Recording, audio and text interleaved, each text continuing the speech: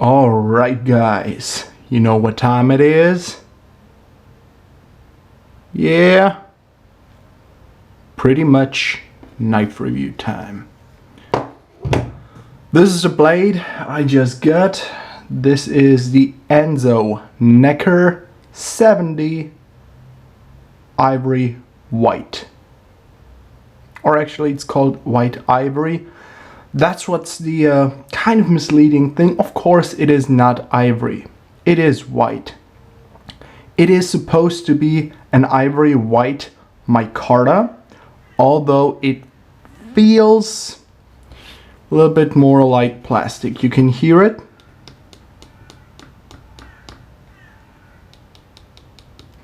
Sounds hollow.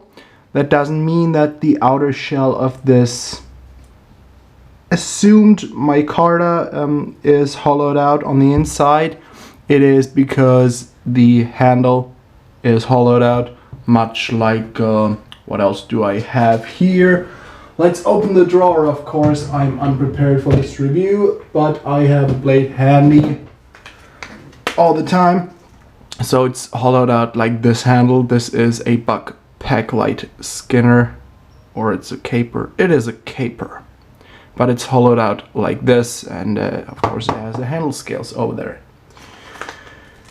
I have paid full retail for that, not MSRP, but full retail. That was around 37 bucks plus shipping. I bought this one from Finland. Came to around 55, 60 bucks, something like that. So let's get to it. This is the full flat ground version. I haven't cleaned it up, used it quite a bit yesterday and today. As I mentioned, I just got it. Has a nice mirror polish here on the spine of the blade. Gets a little bit more satiny towards the actual blade, what is exposed. And it has a distal taper. I think you can see that rather well. See if the camera focuses as it is supposed to. Yes, it does. Distal taper. It is basically ground to a 0. Has a nice small secondary bevel. And the grind is really, really nice. Here you can see the Enzo logo. And the steel is 12C27. It's a great steel. Opinel, I think, uses it as well. The handle construction, it's one brass pin up front, hammered in, and one brass lanyard tube on the butt of the blade. Very, very nice. I really like the color. Handle, to be honest, feels a little bit cheap, but it has a nice texture to it, like this kind of wood grain, typical micarta. So, the sheath. Very minimalistic, small sheath. It is supposed to be Kydex, I think, but it feels like a molded plastic. Has some rivets there. The rivets are spaced nicely, so you can put this on your belt very easily in a paracord configuration like this, vertically and even horizontally, although I personally wouldn't recommend it, simply because the retention, it just slips in, doesn't click in like other knives. Like what else do I have here on the table? Bunch of knives actually. Like, listen to this. And insertion. This is a cold steel mini tack tanto. Here I have a cold steel mini tack skinner. Now this is really secure. This one, I'm not sure if I would dangle this one around my neck. It's kind of heavy, and yeah, I will carry this vertically on my belt. It is a very, very nice knife, very nice sheath also, except, you know, for a little bit retention issues, if you want to call them issues. So competitors in this category. First and foremost is this one. This is a Benchmark backpacker.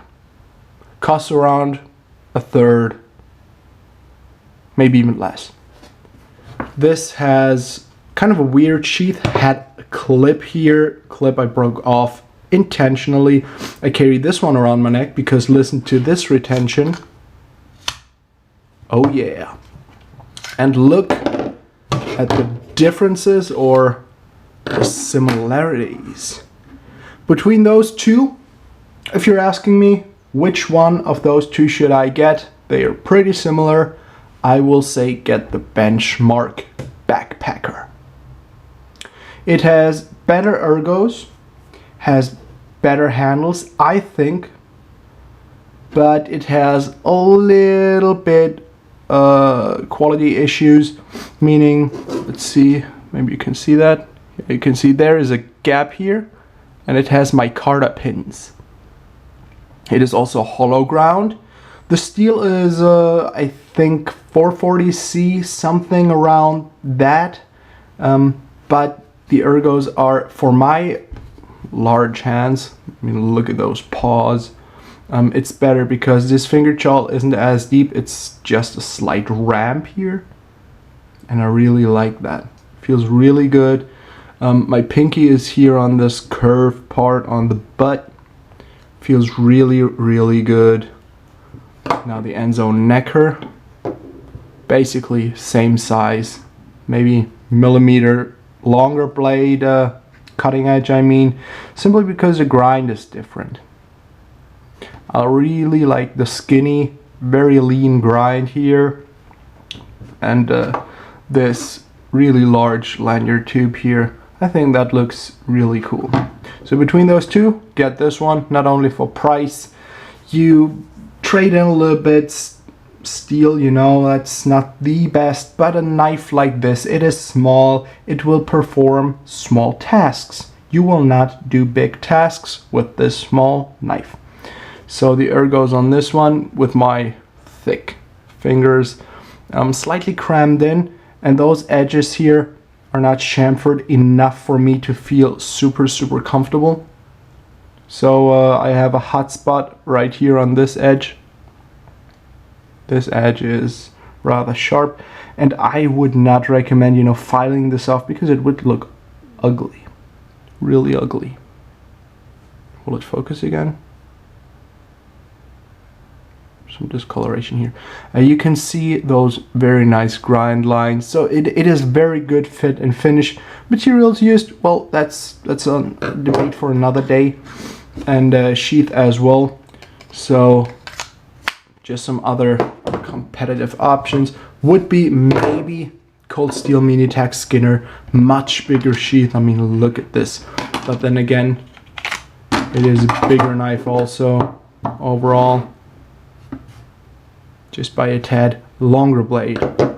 And it's not a drop point, of course. This is a Skinner with a slight drop here on the tip. What is definitely another competitive option? That is this, the Cold Steel Pendleton Mini Hunter. This one isn't cleaned as well. I use my knives, and I think this one is oily. Yeah, Ballistol. You can always smell the Ballistol. So these knives are pretty similar. Which one to get between those two?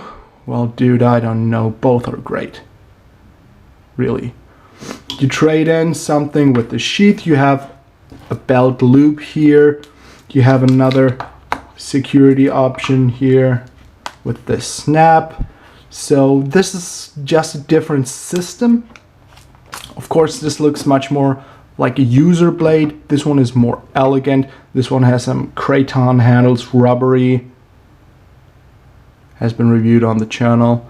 And this one has a shorter handle, so on the pommel of the blade my finger rests. And on this one, it's still on the side, on the edge here. This is a good knife though.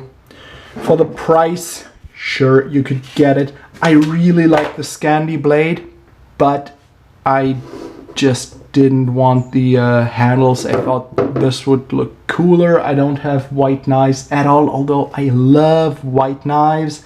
I love white guns. I would love a white Tavor, but this white knife is what I opted for. I have plenty of black, OD, green, my god, so many other things, but white is what it was. So this is how it came from the factory. This is not tough paper, not at all. So you will need to touch that up. The geometry is awesome. The geometry, don't get me wrong, is really fantastic. Really, really lean. You can feel that. You can feel how thin it gets towards the actual edge, but you should touch it up because the final grind is a little bit rough, a little bit toothy. Yeah. So that's it. If you still have questions, Google it, and have a good night. Roll Tide, y'all.